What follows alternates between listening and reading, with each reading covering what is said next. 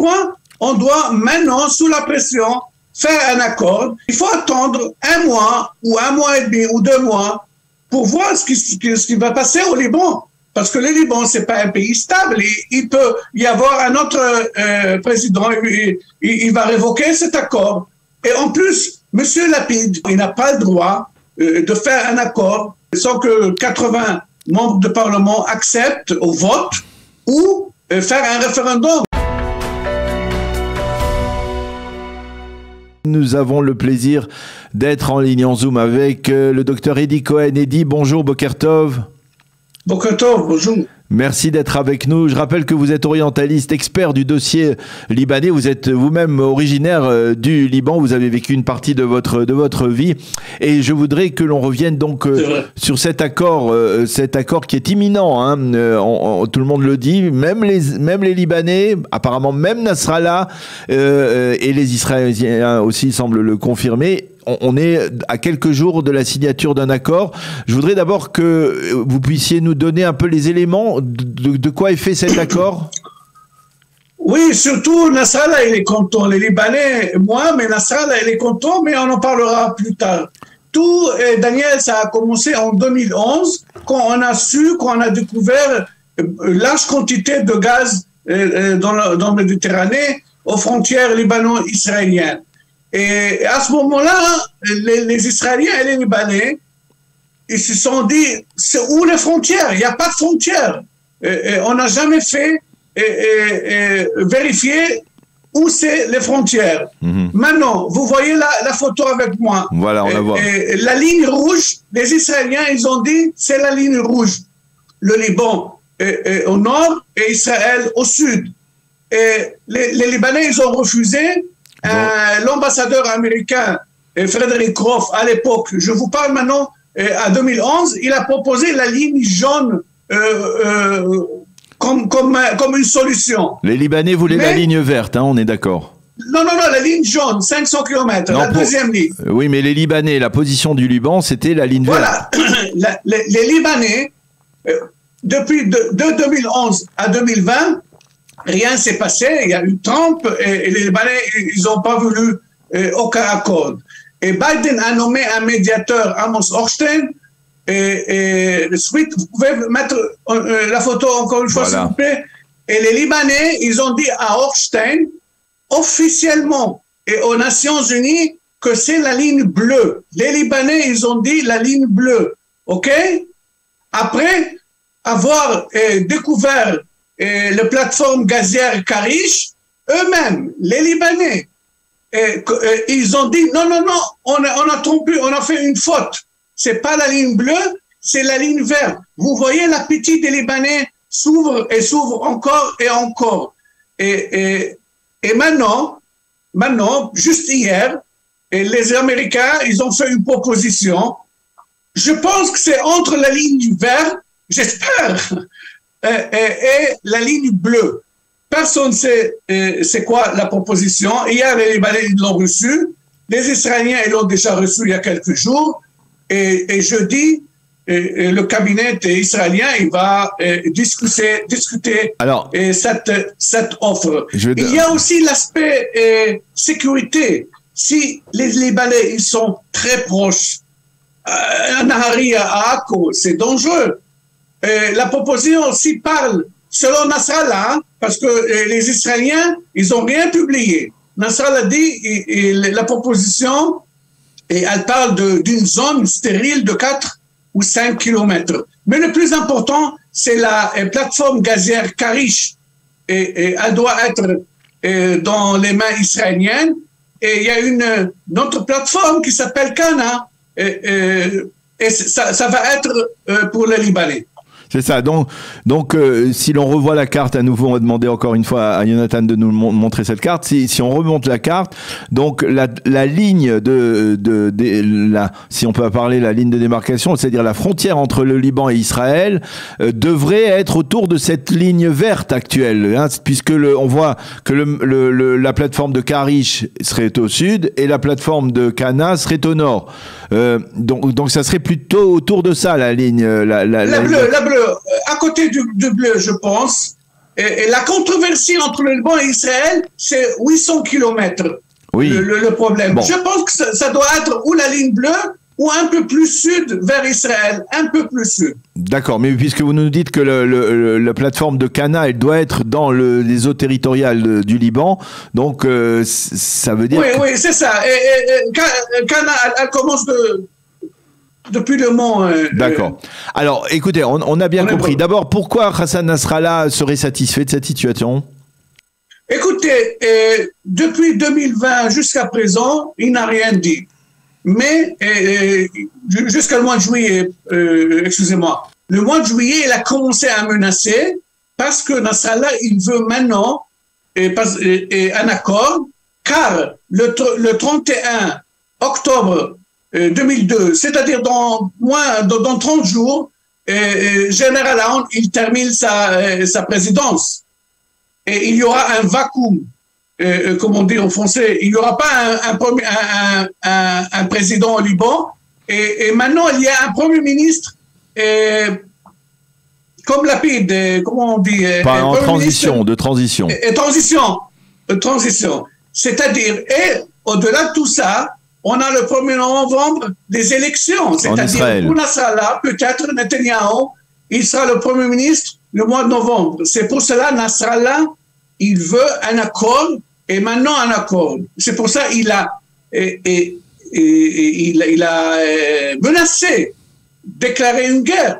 Il y a eu il a apparu quelques fois, 3 fois ou 4 fois, et il a menacé de déclarer une guerre. Donc, pour Nasrallah, il veut que Lapid, malgré qu'il est le Premier ministre de transition. Maintenant, j'ai parlé avec plusieurs gens ici en Israël, ils m'ont dit que selon la loi israélienne, il faut avoir les 80 membres de Knesset, il faut qu'ils votent. Ou il faut qu'il ait un référendum. Parce que nous, on va donner au Liban des frontières. Et c'est pas facile. Alors, la loi, elle exige un référendum ou 80 membres de Knesset qui votent.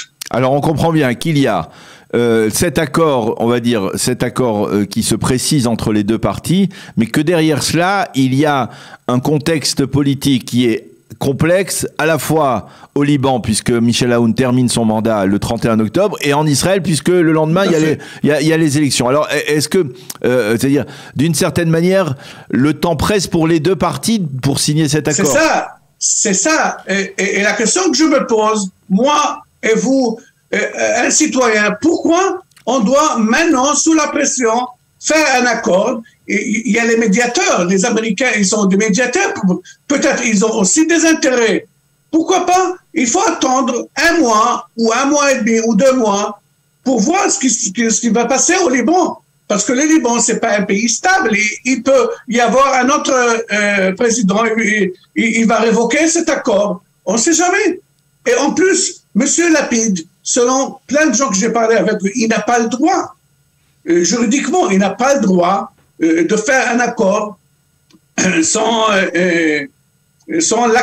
que 80 membres de Parlement acceptent au vote ou faire un référendum. Et je pense pas qu'il va faire un référendum, on n'a pas le temps. Et il y a les fêtes aussi, il y a Kippour, il y a Sukkot. Je ne sais pas ce qu'il va avoir.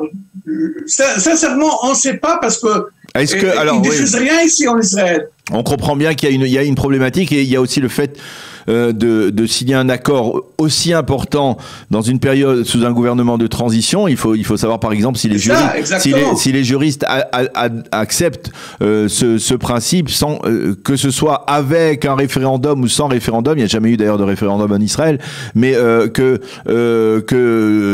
y ait, ou alors même sans consulter la Knesset, qui aujourd'hui de facto elle n'existe plus, la Knesset, la 24e Knesset. Donc il y a effectivement... On peut, elle existe, la Knesset, elle existe. S'il rassemble la semaine prochaine Yair Lapid et il met ça pour voter, et si 80 membres de Knesset ils vont voter pour l'accord, Baruch Haba, il n'y a pas de problème, mais il ne va pas le faire. C'est ça le problème. Est-ce que vous pensez que quelque part, c'est l'intérêt d'Israël de signer au plus vite un accord comme celui-là, ou alors Israël doit faire patienter les Libanais? Tout d'abord, moi personnellement, je ne sais pas le contenu de cet accord. On ne sait pas. On entend le Hezbollah, on entend des Libanais, mais si le Hezbollah et les Libanais ils sont contents, moi, je suis moins content, logiquement. Oui, c'est naturellement. On le comprend, mais quelque part, d'une certaine manière, un accord avec le Liban, c'est déjà quelque part un élément optimiste, n'est-ce pas? Ou c'est pas tellement? Oui, bien sûr, il vaut mieux un accord au lieu d'avoir une guerre. Bien évidemment, moi je suis d'accord, mais il faut voir cet accord, il faut voir le contenu. Est-ce qu'il y a des autres points? C'est pas quelque chose qu'on peut le faire avec une grande vitesse. Il faut voir et attendre. Pourquoi maintenant? Est-ce que ça peut pas attendre? Et je pose la question, je réponds. Peut-être les menaces de Nasrallah. Non, peut-être. Je suis sûr que les menaces, ils ont réussi. Et Yair Lapid, il cède. Juste, il cède aux menaces de Nasrallah. C'est pour ça qu'il va faire cet accord. J'ai pas autre option je pense pas à autre chose. Juste le fait qu'il cède. Il peut y avoir. Nasrallah, c'est un terroriste. C'est une organisation terroriste, on le sait très bien. C'est ça que j'aime pas. Il peut y avoir des pressions de la part des Américains qu'il est difficile de repousser aussi. Oui, mais bon, les Américains, toujours, ils voient leur intérêt. Regardez qu'est-ce qu'ils ont fait en Afghanistan, en Irak. Les Américains, ils ne savent pas très bien ce qui se passe aux États-Unis. Et il faut que je signale aussi, j'ai oublié de signaler que Nasrallah, et suite à ces pressions qu'il a exercées, il a envoyé aussi 3 et 4 drones. Avions des drones. Des drones vers la plateforme de Karish pour faire la pression. Donc, on dirait un mafia, on dirait du chantage. C'est du chantage et du sabotage en même temps. Et M. Lapid cède à ces choses. Bon, c'est ce qu'apparemment je vois. C'est ce qu'on voit parce qu'on ne voit pas le contenu de cet accord. Eh bien, Dr Eddie Cohen, merci beaucoup pour toutes ces précisions. Je rappelle, vous êtes orientaliste et on va rappeler pour être tout à fait honnête jusqu'au bout, puisque vous étiez il y a quelques mois, donc présent candidat sur la liste du Likoud, ce qui peut peut-être d'une certaine manière expliquer votre positionnement par rapport à... Non. C'est vrai, je suis du Likoud, mais étant qu'un Libanais, ex-Libanais qui a habité au Liban, qui connaît les problèmes diplomatiques et ce qui se passe au Liban. Je connais très bien comment ils pensent les Libanais. Et je pense que c'est aussi, je vois ce qui se passe dans la politique libanaise. Dans 2-3 semaines, il n'y aura personne au Liban.